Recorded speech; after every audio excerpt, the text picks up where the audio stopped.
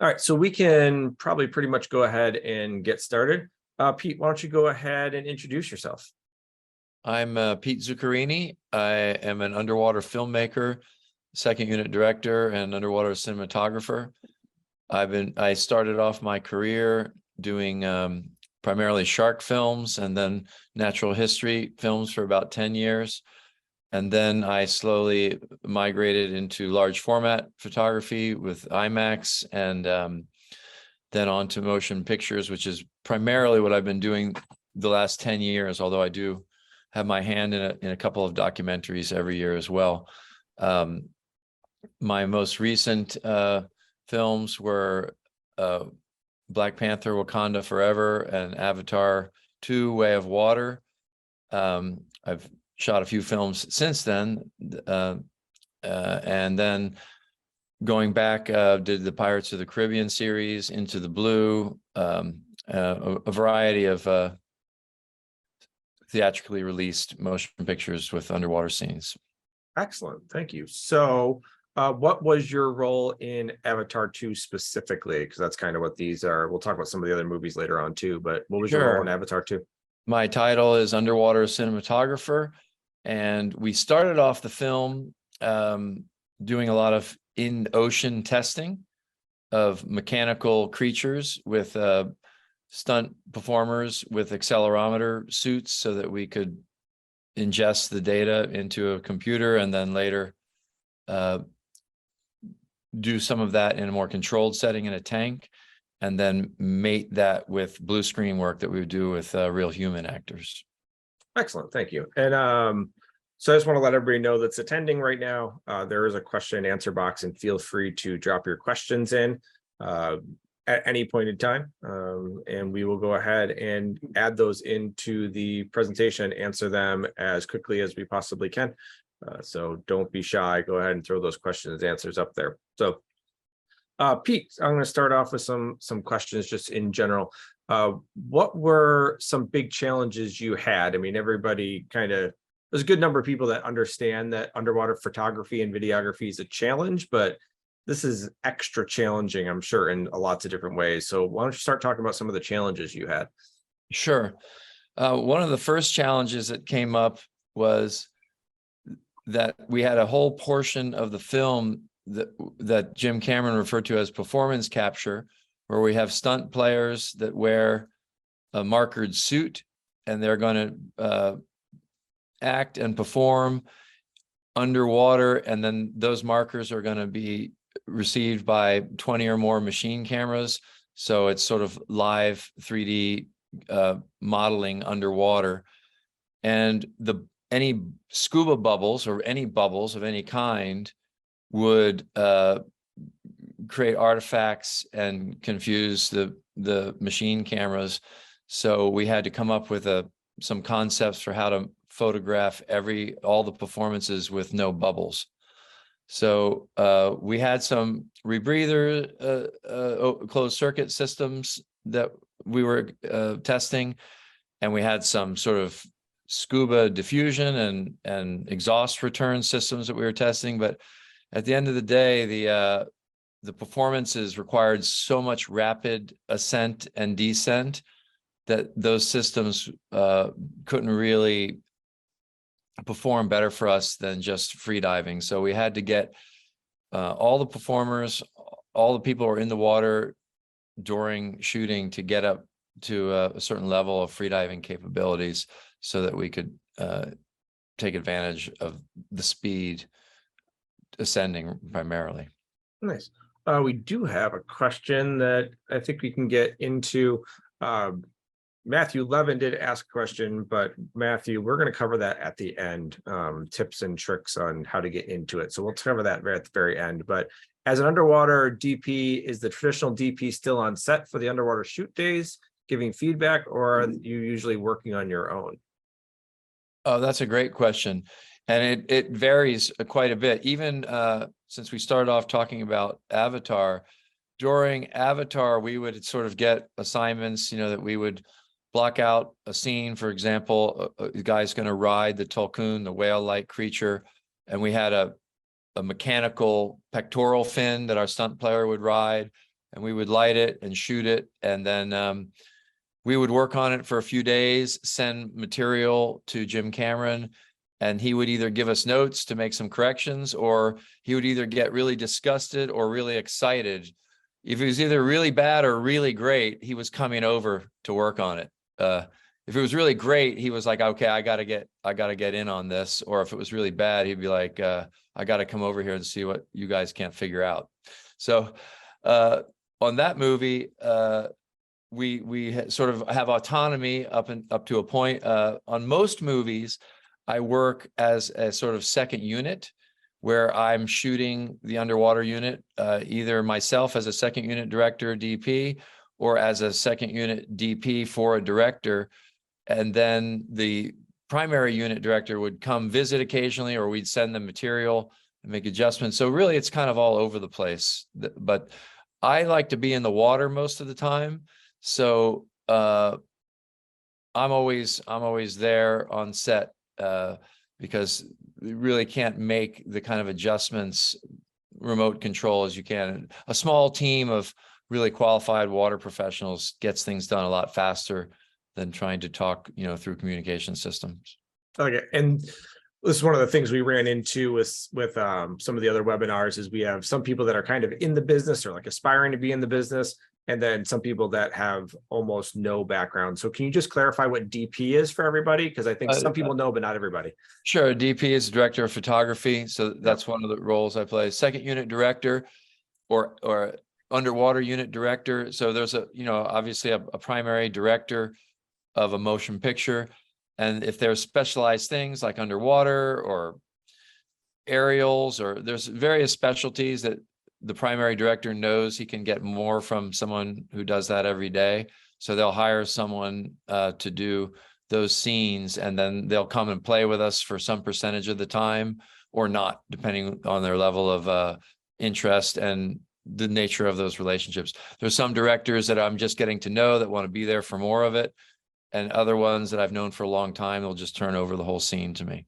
That works. I like it.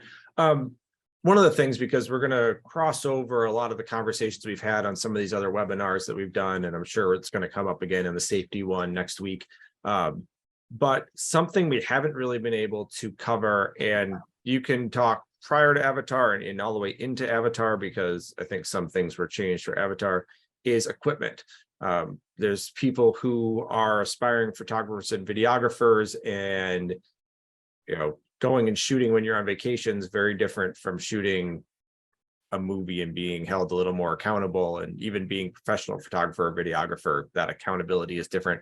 How does that affect equipment? What equipment have you used? How's that kind of gone throughout your progression? Well, equipment's changing pretty rapidly now, as probably anybody who's holding cameras knows, but still more years of my career, my whole wildlife phase of my career, all of the Pirates of the Caribbean movies, Into the Blue, a variety of motion pictures that I shot in the beginning were all shot on film, on 35 millimeter motion picture film. And that created its own set of intricacies. We would have a quiver of cameras, so that rather than bringing a camera up because it only had 4 minutes of film in it, we'd have 3 or 4 camera housings with different lenses going up through the water column to change either lenses or film. And then when we got into digital cinema systems, all of that, was piped through the line. So it got more, as time has gone on, because the digital cinema systems are so good, more people are able to have input on the image, which has created a totally different workflow. It was us going out and filming with a film camera, and then the next day, everybody's looking at it on a screen and talking about, whether we have it or whether we want to add some things to it.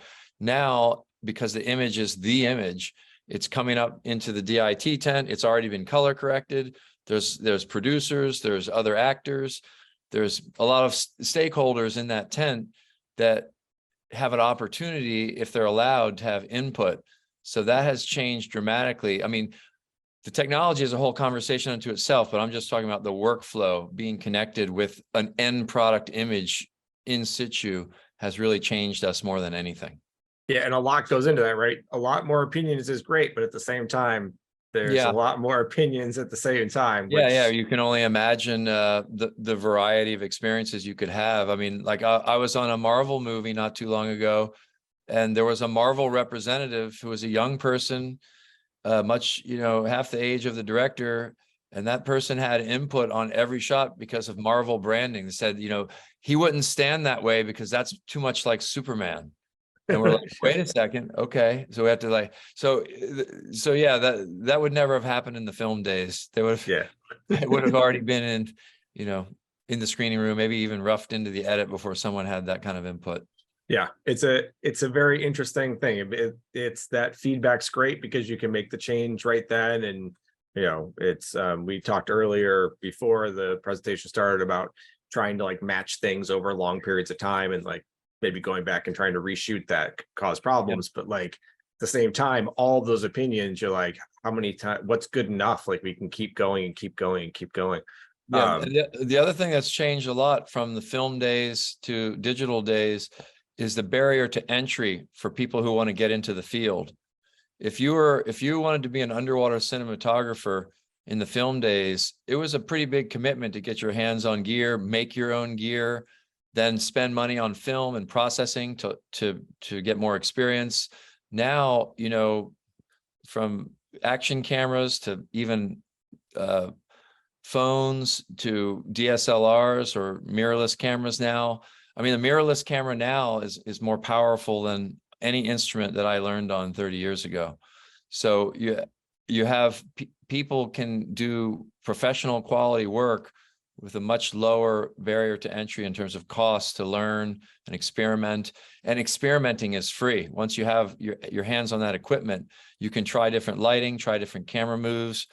In the days of film, everything carries a financial risk to it, so in terms of experimenting. So I think the acceleration of really creative approaches to underwater photography has been really amazing to see.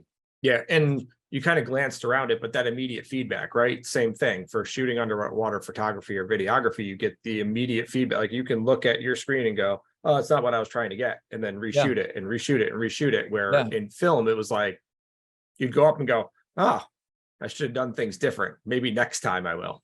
Yeah. Yeah. Yeah, I mean, when I first started my career, it was a lot of the director just looking in my eyes to see if I got it or not. Yeah. And then they wouldn't see it for maybe 2 or 3 days. They had to, there was a lot more, the relationships had to be more developed too, to do that. Now it's just like, they might hire someone they don't even know, maybe someone that doesn't even have that, and they hand them the camera. If they got what they got, they move on. So, but yeah, but it's pretty exciting to see how good the cameras are getting and how small they are for the quality of the image, so that you can do more interesting moves. We can put cameras on DPVs, move things a lot faster and more agile than we once could in terms of like a super high resolution, full color bit depth image that we can do in something, this big. Yes, excellent. So Cornelius just threw a question up here, but I think we need to get a little answer before we get into his question. So what type of equipment are you actually using? Are these very specific, like engineered for you, or is this, for lack of a better term, off the shelf, like a mirrorless, or like that just has an underwater housing, or, or a mix of the two? Sure. It's definitely, the answer is a mix of the two. On Avatar, we had a purpose-built beam splitter rig so that we could have Sony Venice cameras, one out, one down into a beam splitter mirror, so that we could control the interaxial relationship of the cameras because it was all done in live 3D. And so it's to have 2 full-size Sony Venice cinema cameras inside an underwater unit, and have full motors that can move the cameras in relation to one another, follow focus, iris, all through a pretty hefty umbilical. And that camera, all in, has volumetric displacement of something like 180 pounds. So yeah, like 80 something kilos. And just getting in and out of the water was a task, and having 2 cameras burning in there, sensors that can get kind of warm. We had to develop cooling systems. First, we were doing some really primitive cooling systems, actually literally soaking the camera housing in ice between takes. And then the engineer, Patrick Campbell, came up with some pretty incredible technology that could shed the heat to the outside through a radiation system. But so yeah, that's a completely purpose built. But then, like, I was on a movie recently where we were shooting a Sony Venice 2, but the director really wanted me to follow this ocean swimmer where I could shoot from her hand stroke and then get into her eyes and then pull back and see a wide all in one motion. And we used this Sony FX3 camera, which is only about this big, but still we were able to get a raw image onto a recording device on it and grade it with the larger motion picture camera. And we had got fantastic results. And that was with a Nauticam housing off the shelf equipment. Yeah, you can do great things. I mean, obviously there's a tool for the job type of situation, and some about mobility and everything like that. Cornelius's question, which kind of lends itself right now, is flat versus dome ports. Do you tend to use one more than the other? If I were to add up all of, if I was to answer the more than the other, I would say I definitely use dome ports more than I use flat ports, but they have purposes. Anything longer than 40 millimeters, I end up most of the time in a flat port, but sometimes I have some good close focusing longer lenses. If it's particularly a zoom lens that for convenience, I might get longer inside of a dome port. There is some inherent advantages and disadvantages to each. Dome ports correct to give you the field of view that you expect from your lens when it's dry. So it's sort of an apples to apples for the most part. There are some focus and distortion aberrations on the sides of dome ports, depending on how well you've mated your exact curvature to your given lens and the distance of the nodal point to the dome. So there's some things that have to get worked out to really optimize that optically, whereas flat port is far more forgiving.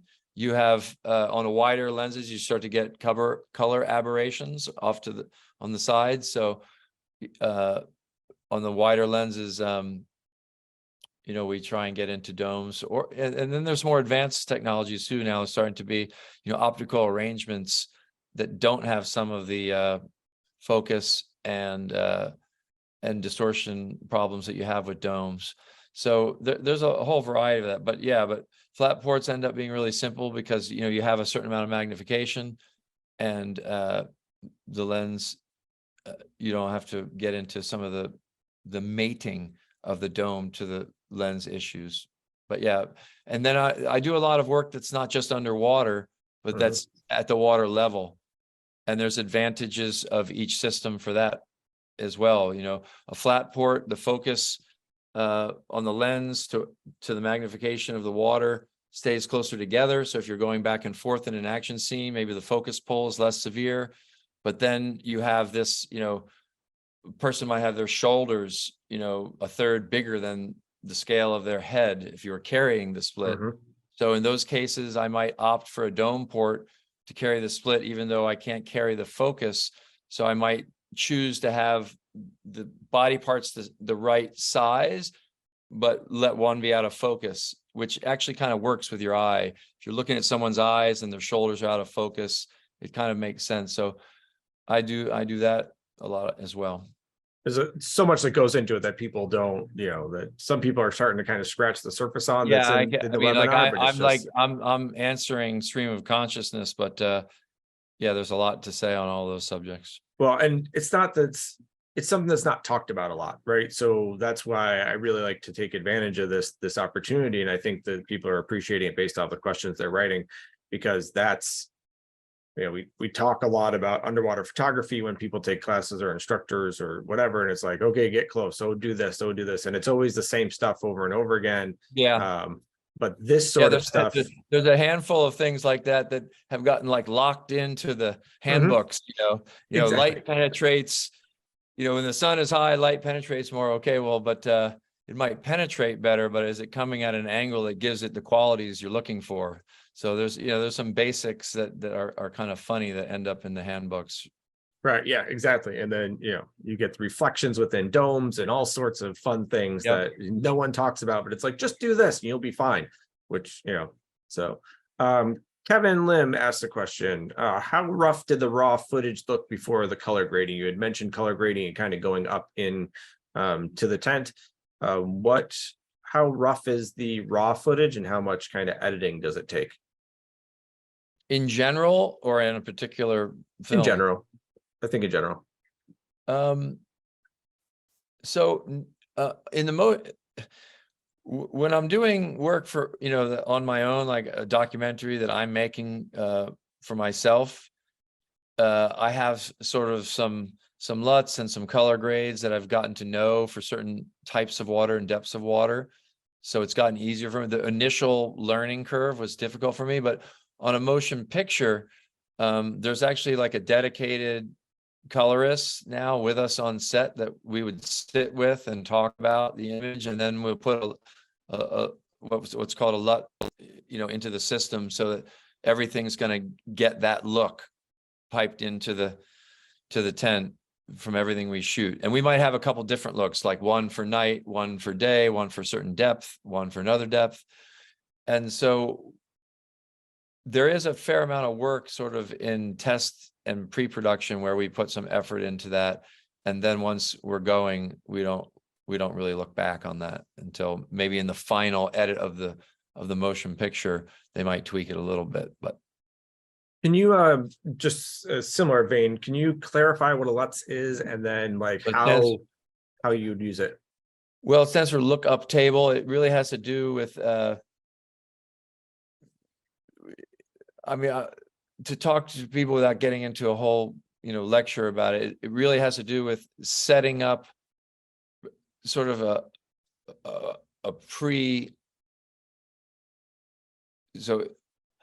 setting up a look for the image that will carry on. So when we shoot, the image will get put onto the sensor, and then when it gets piped up to the tent, the LUT will then give them more or less the final look of the film. So it's sort of just carries the color grade through to post. It carries the color grade through to everyone that's looking at it on the monitor, and then that lookup table will be able to just be inserted in post-production on any images, and it'll bring that same look back. Yeah, so it's a kind of like a stylistic kind of set, yeah. right? And there's quite a wide range. Whoever's asking the question probably knows how many ways you can go with that. And so we're talking about, how deep are the shadows on your face? What exactly is the flesh tone? Are the mid ranges, the highlights that are coming from behind? Do we want to see texture in the background, or do we want to just let it flare out and be gone? All those decisions get made when we're doing the LUT to some degree, so that when we're looking at it later, we don't have to reinvent it all. I think the contrast and color primarily. I think a good example probably would be like Pirates of the Caribbean has kind of a similar look through the entire thing, right? So that would be kind of where that would come into play. Yes, from a creative standpoint, that's a good example, but from a technical standpoint, not such a great example, because that's shot on film. And so I would say that it was a bit more painstaking in the film days in terms of like actually lighting it to the look you wanted. Whereas now, like, we can kind of get it close and then dial it in a little bit more on the digital systems. Good, excellent. You kind of transitioned for me where I was going to go. So lighting, let's talk lighting, challenges with lighting and how you overcame challenges and what was maybe different with Avatar. Okay, well, most people have worked underwater with cameras, know that the amount of particulate and amount of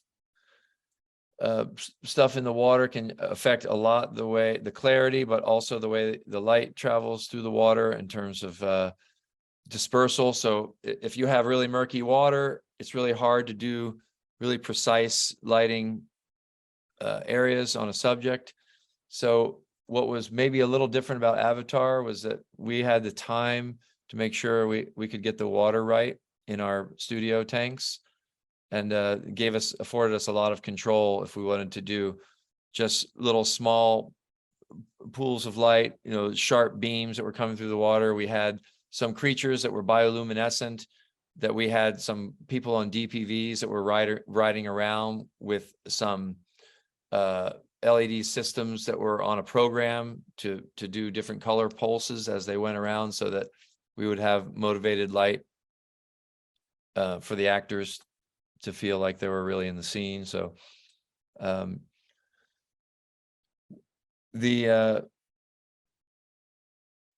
when you're working in motion pictures, you have much larger instruments. So we have lights coming from above water.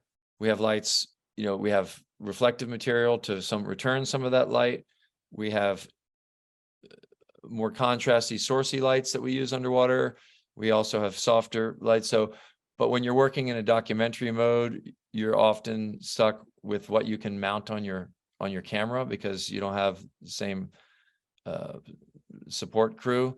So a lot of times people, will get into putting the lights further away from the camera, so they don't get too much backscatter, lighting up the particles that are right in front of the lens.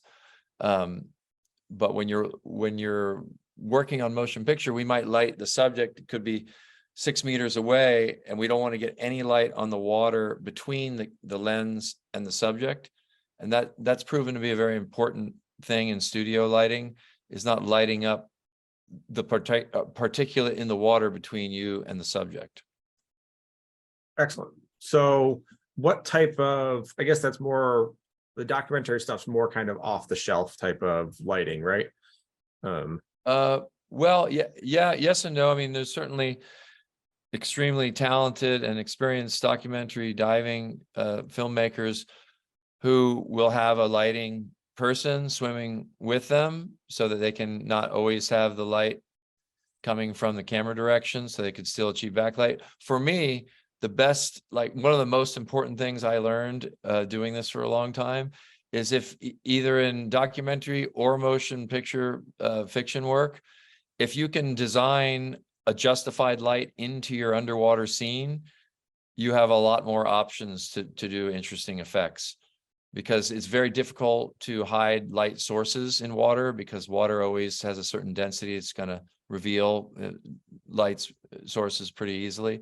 So, if you have a diver and has a reason to have a light, give them a really high quality light, so that you have some nice back rim coming on the subjects. And yeah, that's proven to be the best advice I give myself every time. Make sure to remind everyone to let's build a light into the scenario if possible. Love it. Power of those lights, is there, I get this question, I've answered this question, or kind of had to counsel these questions. Is there a certain amount of power that you're looking for out of a light? Obviously it's different for different situations. No, but it's all ratios now, especially now with how sensitive the camera sensors are. I mean, we were shooting on this movie I just did about an ocean swimmer. We had the choice of shooting at ISO 800 or 12,800.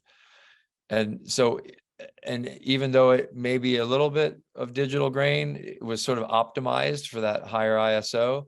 And so it's really not so much about how much power you need out of the light. It's all about having a good eye for the ratios of your backlight to your fill sources, and if you're trying to involve different colors in relation to one another. Which those numbers are pretty ridiculous comparative to the past, right? Well, yeah, I mean, when I was shooting Into the Blue, for example, years ago on film, we were shooting 50 ISO film and 250 ISO film. And the 250 felt like fast, oh, we're really we got a lot of options here. And now it starts at 800. So that's, it's pretty incredible. So if you're trying to keep the depth of field reduced, a lot of the cameras now, we use neutral density filters. So if we still want to run it at a 2 stop or even a 1.4, if we have those type of lenses and we want that kind of look, we used to have to like take cameras out of the water to change neutral density filters to make sure we could have those wide open stops. Now, a lot of the cameras we use, you can just scroll the neutral density right inside the camera. That's great. It's so amazing the different technology that's Yeah, coming so I about. guess what I'm saying is that in the film days, that ISO would have hurt me because I would have having to take the camera. Oh, we're working at a certain time of day. We're working early in the morning. Now the sun's up. We have to change everything.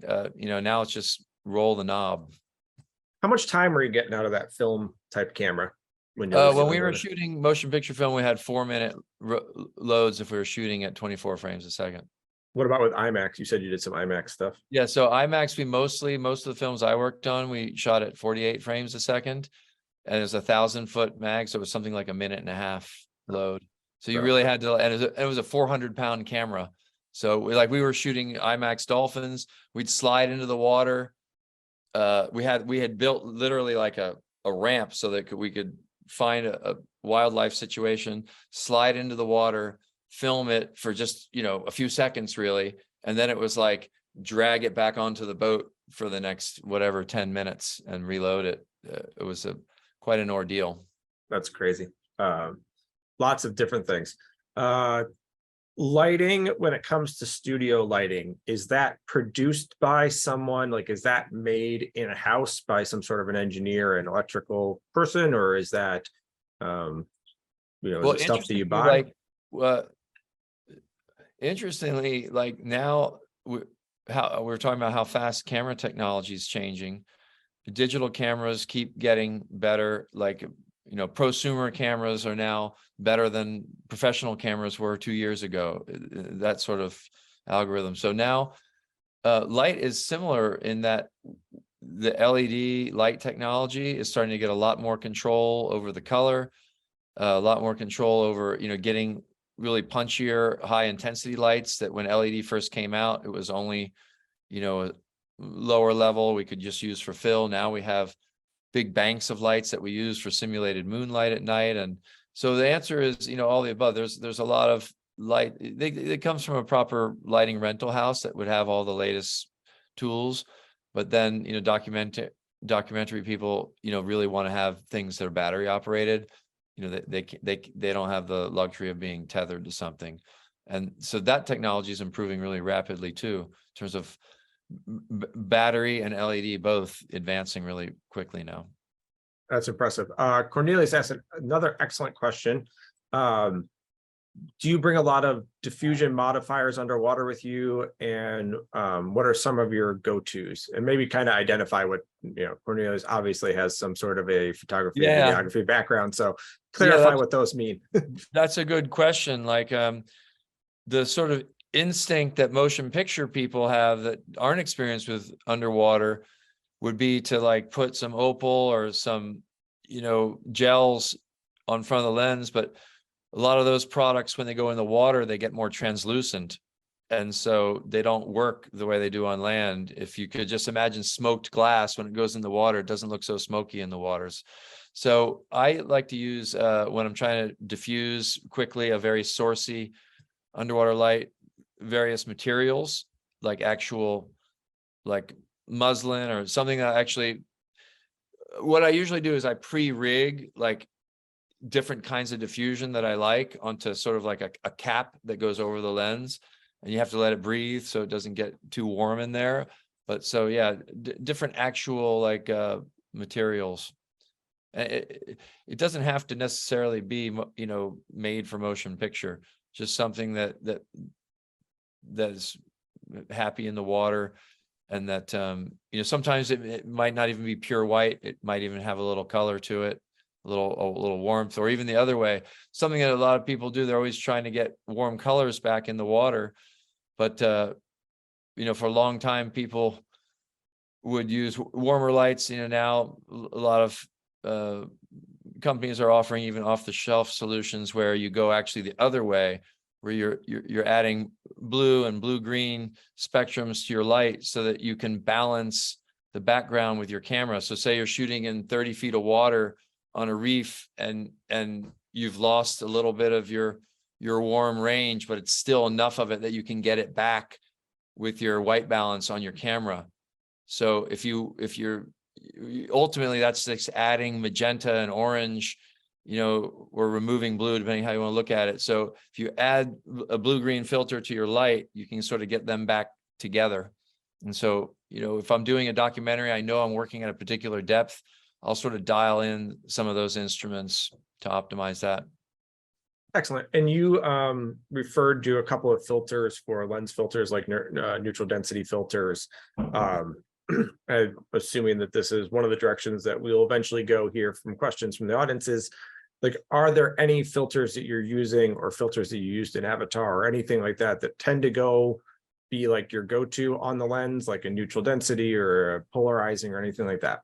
No, in the film days, I used to use some different color filters to sort of take it a certain direction. But now most of my technical advisors that we're working with in post-production, we tend to not use underwater filter, like the packs that would take it more towards warmer tones. We keep it clean so that we have the least amount of artifacts in our images and media. So, but polarizers are not that useful for me underwater, but right at the water level, I frequently like to have a polarizer if I'm trying to do like a shot in and out of the water, and I'm trying to just cut down on the glare a certain way, but not that common. Really, more filtering on the light than on the cameras these days for me. Perfect. Excellent. And that kind of, I've had that come up previously on conversation, so I figured it was going to come here somewhere. So Avatar 2, you didn't mention it here. We were talking about it before, but you kind of mentioned a little bit on the CBOB, tooling around on that. Yeah. Can you talk to us a little bit about tooling around on the CBOB, trying to get some video? Sure. We when we first started testing, we went out into San Pedro Harbor, and then for visibility, we went out to Catalina Island and tested out there, taking these mechanical creatures to simulate all the creatures that exist in the movie. A driver that's taking it up and down through the water column, and a rider that might be riding on the back if it was an elu, or on the pectoral fin for the tulkun, the whale-like creature.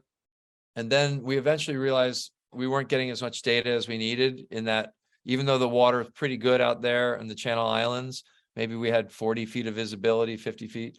We went to the Bahamas and we shot in some water that was probably 100 feet of visibility, and we were able to do bigger moves. And Jim Cameron wanted to pull these creatures at the speed that those animals would go, and see how the stunt people would hold up, and see how the suits would hold up, and how the cameras would track it and learn about it. And so we ended up, dragging behind a boat various creatures that could plane and go up and down. And then I would ride on a camera with a camera sort of mounted perpendicular, me and another fellow, Charlie Arneson. We would ride next to them on these CBOBs at full speed. And I don't know if any of you have ever ridden a CBOB, but they go pretty fast. I mean, it's a lot of water pressure on you for a diver.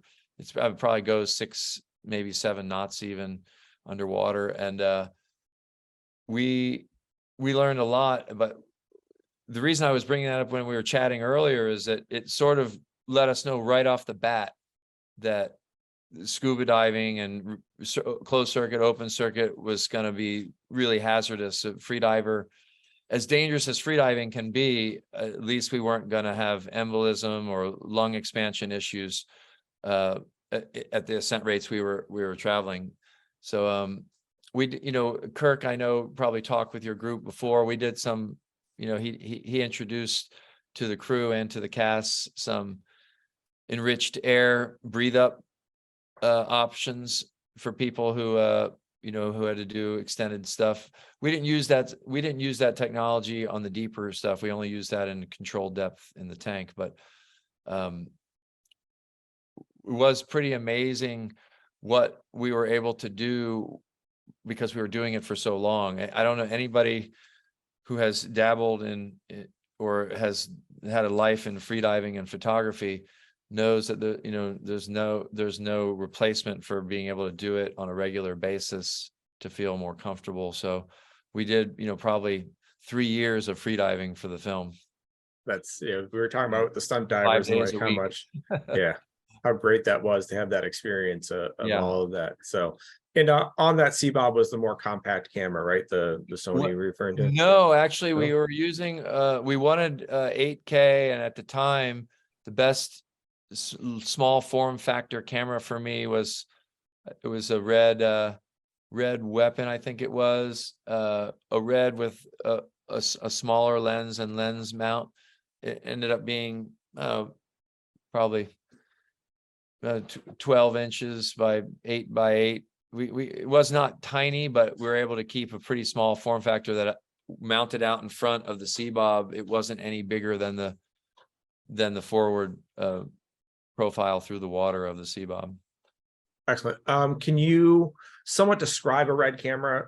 I'm not sure. It's a very interesting version of cameras, and that I'm not sure people are familiar I with. can say, so for motion picture work, the cameras that are used most are, Airflex, Alexa systems.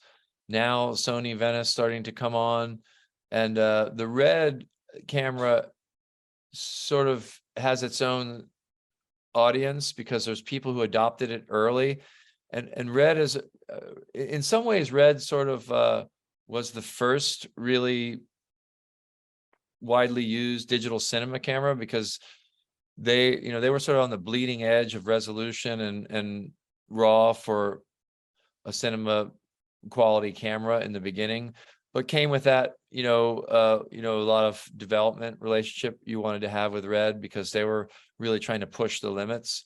So it's basically, to describe it physically, it's a brain with a sensor and a lens mount and a cooling system, and then ways for us to pipe signals out of it, and then you build from there for what you need, lenses and accessories, monitor, all those things. So that actually lends itself well to underwater work, because we just put the part we need in the housing, and then we build out around it from outside the housing. Yeah, I think that's what's super unique about it. It's basically like a little box. Yeah, it's like a little cube. Yeah. And you just do what you want to do from there. It's a very interesting type of, people think of it as like, when you talk about a camera or whatever, they think about, oh, like I've got my mirrorless, my DSLR or whatever. Red is completely, or those types of cameras are just like cube. And like you said, you just build from there, which is super interesting. We want to have the monitor that we like. In some cases, I want to have a very high resolution, especially if I'm working close to the surface, I want to have a very high nit, bright monitor that I can see even in bright sunlight. So I don't want to be like roped into whatever a given system is with their eyepiece, viewfinder. And then sometimes we want to have a monitor that has built-in recording in it, so that we can record at data while, without having to send it up, or if the camera like red actually records very high degrees of resolution, but like the mirrorless cameras, they don't have the same color bit depth on their own cards that they do if they're piping out through the HDMI to a recorder. So some of those cameras, we have a recorder monitor combination so that we can exploit that. Yeah, good. Yeah, and if anybody I wanted to kind of get into that, because anybody that starts to scratch the surface of that is going to start seeing those sorts of things where, that external monitor can do those sorts of things. And, a red is like build your own adventure, basically. So, or choose your own adventure. So it's pretty neat and interesting. So I wanted to make sure we covered that. Yeah, it was, we use the red a lot on Avatar because we wanted 8K of all the faces for reference when we're doing the performance capture. Yeah, and 8K is kind of that space that everybody's in now, right? Or getting into, but now, Sony was the primary camera on the movie, and now they're starting to get, some smaller form factor happening. So sort of it's a space race, right? It's like one company does something people start to get drawn to, and the other ones find a way to get involved with the same. Oh yeah, they're running hard. So it's interesting. So I'm going to go ahead and get into, I mean, we've talked about a lot of things and we've gone over time now. So I want to get into, and you kind of covered it a little bit, but I want to get into Matthew's question from right at the very beginning. And the question is, and we've kind of finished every one of our webinars with this question is, or similar questions is, if you had any advice for people that are trying to start out in underwater cinematography for this one, what would that be? Like, what would that recommendation on how someone would go ahead and get started or progress? I think that it's a two-pronged approach. One is that you want to get yourself into whatever system you can afford to start developing your own way of seeing, lighting, camera movement. And then two, have a mentor that you respect, that can benefit from your help. I still think the mentor system is sort of a lost art, where you have someone that you help for a while that can pass on some of the wisdom of the decades of knowledge in a given field.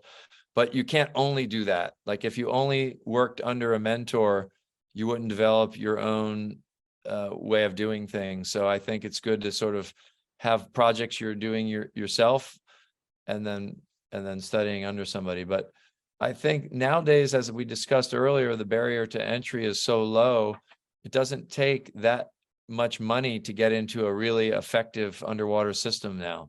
So you can just get out and start making films.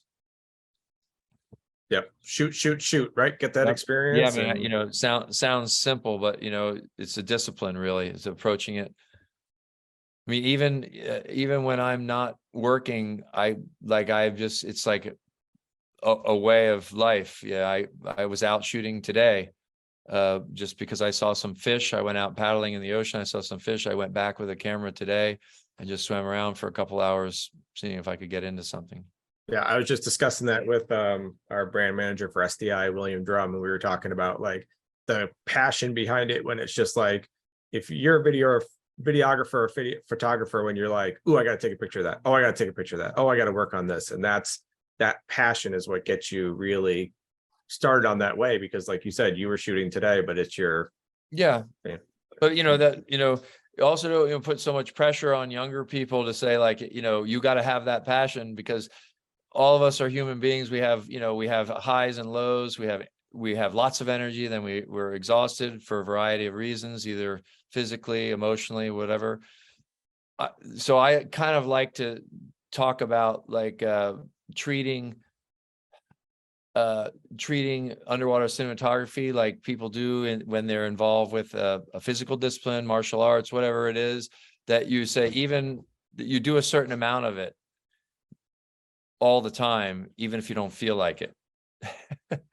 I love it. And maybe that's just my personality, but you want to get out of the habit of saying, I'm not going to go out today because it's cold, it's rough, it's raining, because in my work, I frequently have to solve those same problems. They're like, this is what we're doing, and it's cold and it's rough and it's raining. How do you make it look good? So if I shied away from those things, I wouldn't be able to do a good job, in my mind. I love it. That's a great answer. Very nice. Well, Pete, we went over time. I really appreciate it. I loved every second of this. I'm like a little camera geek on these sorts of things. So I loved hearing all those things. And it seemed like the audience was engaged and really enjoyed it. We do have one more webinar coming up at the next weekend, 5 p.m. Eastern, because John Garvin's going to be joining us from Australia. So just for safety. Yep, we're doing the safety. That's going to be very interesting. Yeah. Yeah, a lot of moving parts on the Avatar.